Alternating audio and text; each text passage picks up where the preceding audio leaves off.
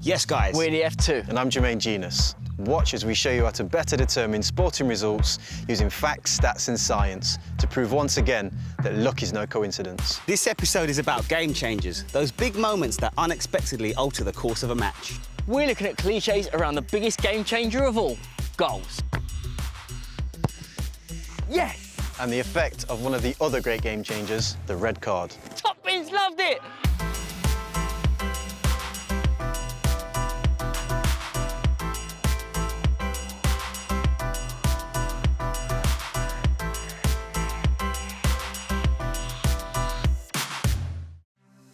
One of my favourite things about football is its unpredictability.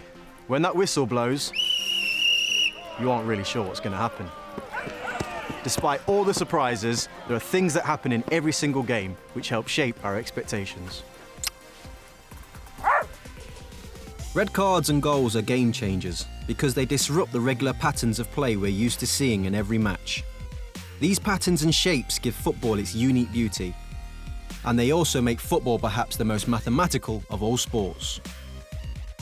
The first pattern that I always come back to is triangles. You can't play football without triangles. You have an opportunity where you pass one player up to the other and you can move through passing in that direction, or you want to move into a space, so you have this pass and move. So the basic structure of the game is finding nice triangles. It is a sort of a beauty in the geometry, in the collective synchronized movement that you see from these teams that is unlike any other sport. Barcelona make the most beautiful patterns in modern football. They just make the loveliest triangles, especially the team from 2010-11. They just created a new style of passing. All of this tiki-taka work was just something that wasn't seen before. If you're getting 75% possession, you're a team who's really, really good on the ball.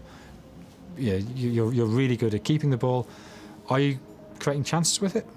Well, not necessarily. You probably will, because the opposition will probably get worn out and there'll be an attritional process there. Barcelona, as good as they have been over many years, when Messi was injured, they weren't the same team. So special players, do special things on a football pitch. Of course, Messi was an incredible player, but without Xavi and Iniesta around him, he couldn't have achieved what he did. For me, the beauty of football is seeing a team play as a team and function as a team, where it's not just 11 players, everyone playing their own game, but the whole team moving in unison. I think we've had very few teams who've actually been able to do that. You just feel like everything comes together, really. The fans are there, the team is playing well, and it's just like when the game is over after 90 minutes, you would have loved to just carry on because it was just one of these days. Just a fantastic experience. Then you've got your defending game, and that's about pressing. There's actually a mathematical rule there. It's called the 5-second rule. It was Pep Guardiola that came up with it first, that if you don't get 2 players into press within 5 seconds, then you probably won't get the ball back. So it's really about getting those players in there directly before the ball moves into a counter-attack. Football is very random, but when it becomes a collective effort and a collective artwork in a way, that's when it takes my breath away personally. The biggest game changer in football is obviously the goal. There are so many clichés, theories and ideas around goals and goal scoring that it's hard to know which are fact and which are fiction. To find out, we've prepared a test involving our friends from across the series to see who really knows the most about scoring goals.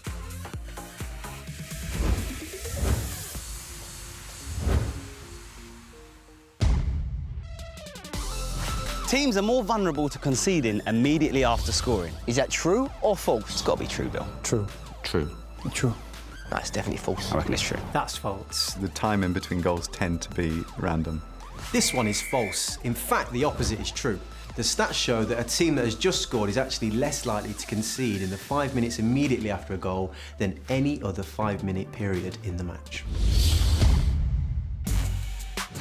2-0 is the most dangerous scoreline in football. True or false? A lot of teams go, well, you know what, we've got a 2-0 lead now and we can relax a little bit. Nonsense. I think it's true, Jez. 2-0 is proper dangerous. Proper dangerous. Lethal. You can hurt yourself. I think it's the most intriguing. I don't think it's the most dangerous. It's the most ridiculous thing I've ever heard. I won't go near 2-0, mate, because it is dangerous. Teams with a 2-0 lead will go on to win 90% of the time in the English Premier League and 95% of the time in La Liga. Oh, I'm not doing so well here.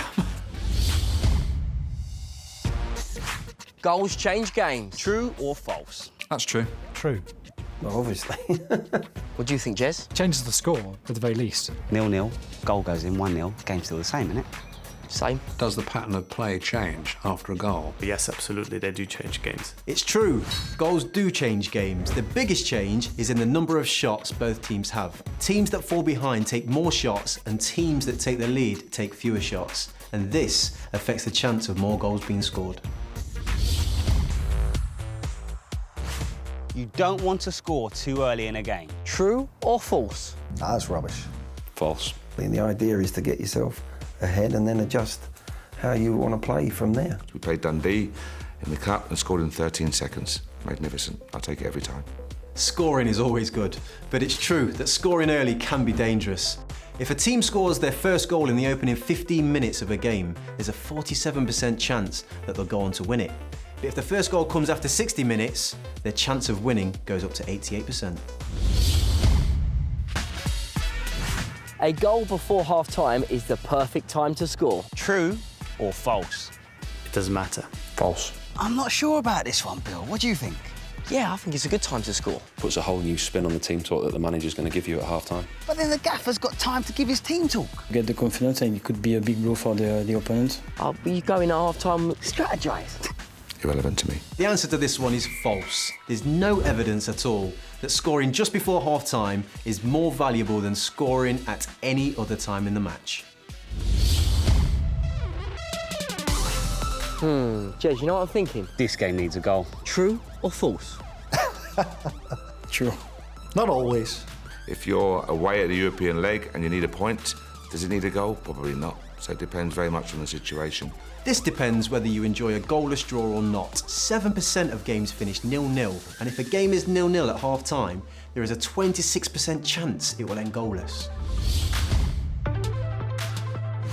There's a perfect time to score. True or false? Well, it's the last kick of the game. The last kick of the game. The last minute. Well, if it's a winning goal with 30 seconds to go, yeah, that's the perfect time. There is a perfect time to score, if it's the goal that gives the team the lead. In this case, the later in the game it happens, the more likely the scoring team will go on to win. What is the most common scoreline in football? That's a good question, Jez. What do you think? Not sure. Maybe 0-0? 1-0? 1-0. 1-0. 2-1? 2-2? 3-3? I'd say 2-1. 2-1. 5-0? 5-2? 4-1? 7-3? So I'm going to say 3-1. Keep it low. Keep it low. The most common scoreline in football is 1-0, closely followed by 2-1. Is it? Come on, you lot should know that. I've got one right, haven't I? You've got a couple, right? Oh, that's all right. Better than nothing, isn't it? Really? He said that? Danny Higginbottom said that, did he? We know goals are massive game changers, but I want to test the other big game changer, red cards, and how it impacts the players and the matches. Don't you dare. The traditional thinking is that it's harder for the team with only 10 men left on the pitch. But is this really true? Or is it actually harder to play against a team of 10 men? In this experiment, we're going to measure a series of key metrics to explore what really happens when a team is given a red card.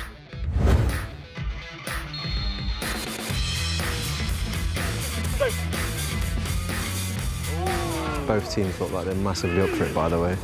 Some serious tackles flying in. What the players don't know is that the referee at some point is going to be sending one of them off for a relatively soft challenge. It's going to be very interesting to see how both teams react. Come on, lads! The two biggest decisions a referee takes, in my view, are penalties and red cards. There's so many different facets of just the red card being given out.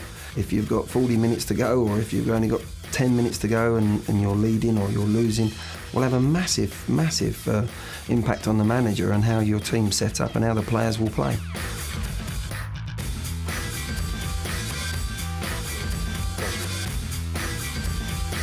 Oh, he's in. Oh! After 45 minutes of 11 versus 11, the score is 1-1. And despite a few spicy challenges, the referee has kept his red card firmly in his pocket. But it won't last for long.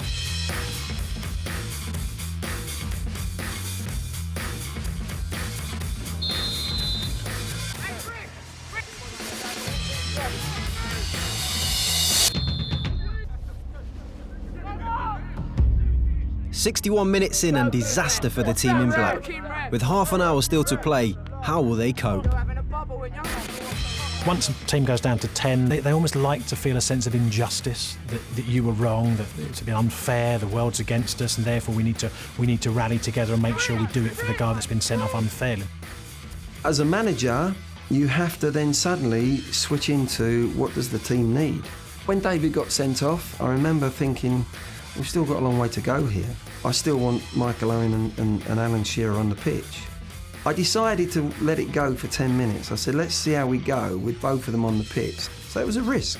It was a risk. You're down one of your resources, simple as that. So you want to try and maintain as much as possible your dominance of the game, recognise where you've been weakened and how best to overcome that.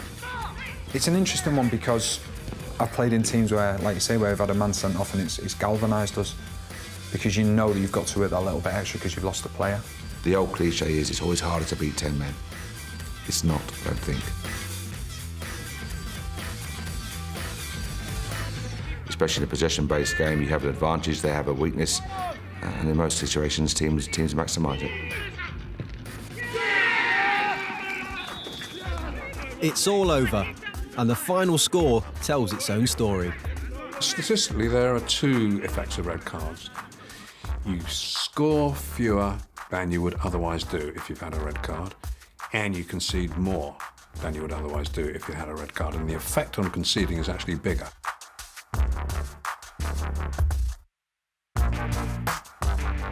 But what other impacts did the red card have on the team in black? Our data shows each player had to work much harder, running an average of 117 metres per minute before the red card and 138 after. That's an 18% increase in effort. If you're the team with the extra man, then almost invariably what you want to do is to stretch the play, to make the playing area as big as possible. The black team's heat map is also highly revealing. Their attacking pattern before the red card was replaced with a defensive pattern afterwards as they tried to hold on for a draw. When you're playing against 10 men, the manager will often tell his team to be more disciplined, because eventually the other team will lose its shape, may become tired, or may be drawn out of the very defensive positions. What we couldn't measure was the level of injustice the players felt, because the pain of a red card never really goes away.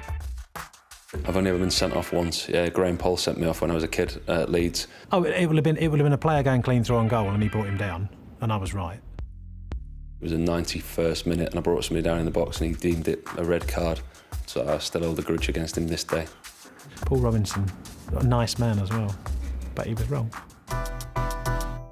So, what do our Unibet experts have to say about predicting outcomes when it comes to red cards? After goals, red cards are the biggest game changer. A 22-year study into red cards in the Premier League came to a very clear conclusion. Teams who are reduced to 10 men score fewer goals than they are expected to and concede more than they are expected to.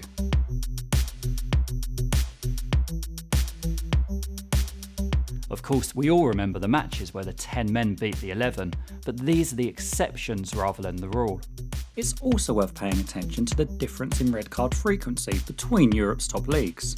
The variation is surprisingly wide, with more than twice the number of sendings off in the Liga than the Premier League. The types of bets who are most affected could be the under bets. If you have a good striker who are sent off in one team, the team with 10 men will probably play very tactical, very defensive. So I think that red cards on strikers can affect the games to low-scoring games.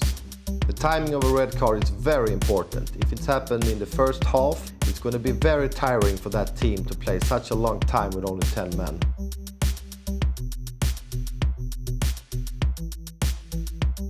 When the favorites, they're leading the game, get one man sent off, I will bet them to continue their lead or no more goals in the game, because they're happy with the result and they will not try to attack at all. Red cards on defenders are of course important. The manager will make a substitution and put another defender in the pitch. So that can also affect the games in a more low-scoring games.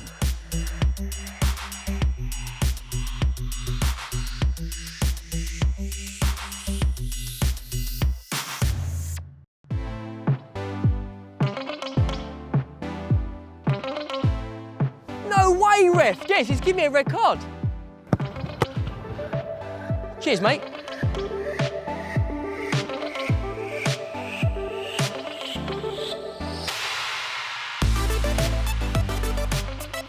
Yes! I think I think my guys have got this. Come back. The power toe.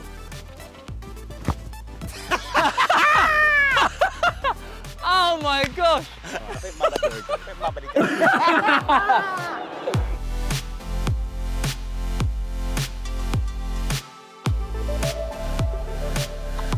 What are the chances of this? Oh yes! Ready? Yes!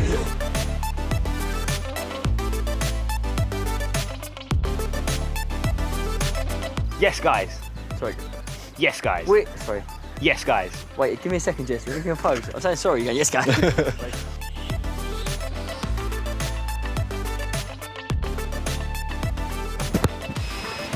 Let me have one more. Let's do it. Give me one more. What? Bring the camera over here. That's unbelievable. Can I take this home with me, guys? Can I take this home? No way, ref. Jez, he's giving me a red card.